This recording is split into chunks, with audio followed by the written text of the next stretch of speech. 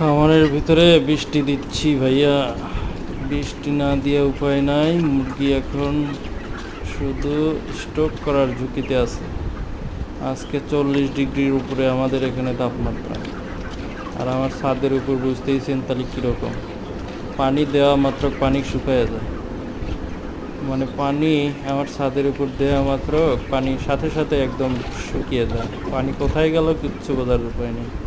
তো যে টাইগার মুরগিকেও দিয়ে দিতেছি বৃষ্টি, নাও বৃষ্টিতে ভেজো, ঠান্ডা লাগো, বাট স্টক করো না।